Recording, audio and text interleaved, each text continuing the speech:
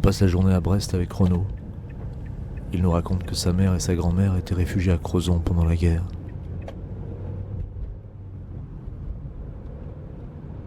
Comment elle se cachait dans une tranchée creusée dans le jardin pendant les bombardements des forteresses volantes. Comment elle plaçait un bouchon de liège dans leur bouche pour éviter les lésions internes.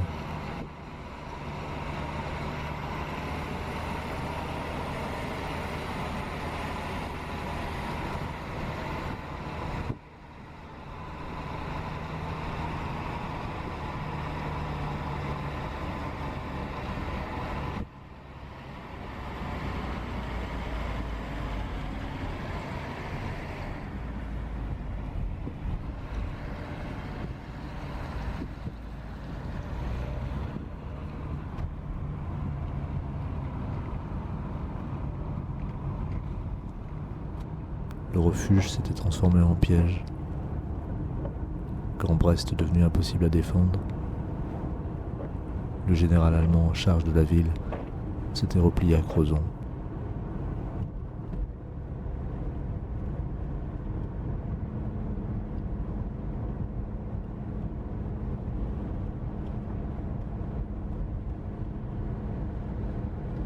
« 2 janvier 20.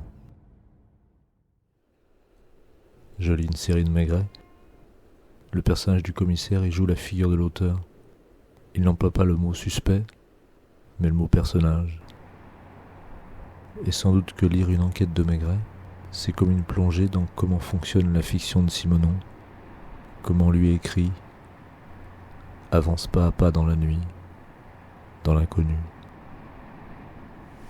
Dans ce journal, d'une année à l'autre, la superposition de lieux identiques à une même période, une vie ritualisée, une vie comme un millefeuille. 3 janvier 20. J'ai travaillé sur la version écrite du journal, sur une période qui va de janvier 2018 à janvier 2019. Je vais procéder à une publication via Amazon, histoire que le livre existe. Je sais bien qu'il se vendra peu, voire très peu, mais je serai heureux d'avoir l'objet, moins en complément qu'en accompagnement des vidéos. J'aime l'idée du passage de la parole au texte sur la page. J'aime l'idée d'avoir publié des vidéos, puis publié le texte né de ces vidéos. J'aime aussi l'idée qu'avec la publication papier, j'affirme le caractère transmédia de cette démarche.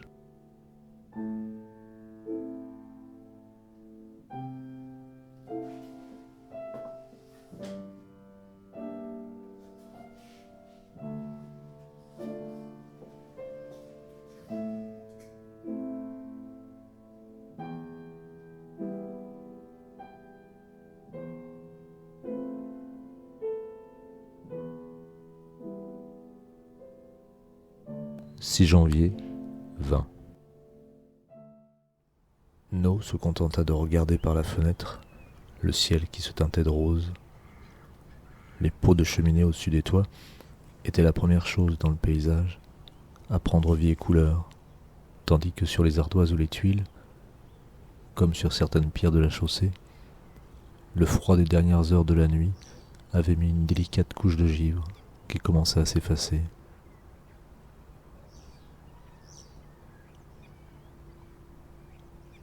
Les pots de cheminée n'étaient plus du même rose que le matin, mais tournaient au rouge sombre sous les rayons du soleil couchant. Et dans le ciel, maintenant, on discernait les traces de vert pâle, le même vert, ou presque, que prend la mer un peu avant la tombée du jour. Simenon, Maigret et le corps sans tête.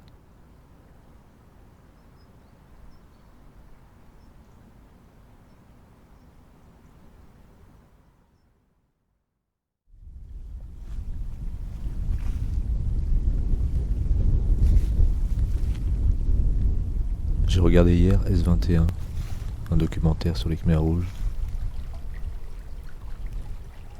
Je réalise qu'il s'agit d'un massacre de 2 millions de personnes.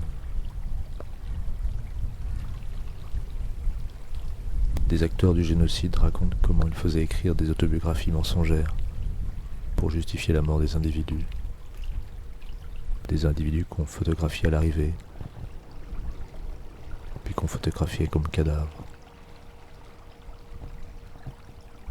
Des photos desquelles on effectuait des tirages sur des planches de bois. Il s'agissait de tuer et d'archiver les morts.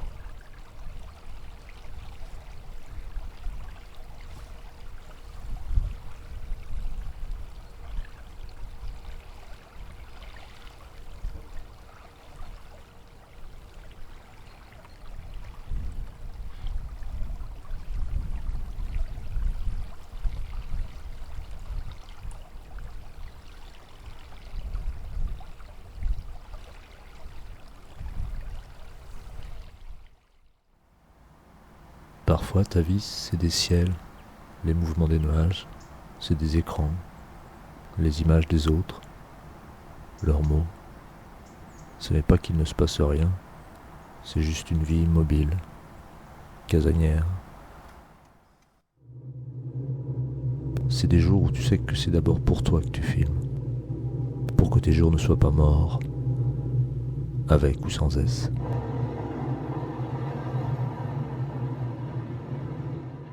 10 janvier 20.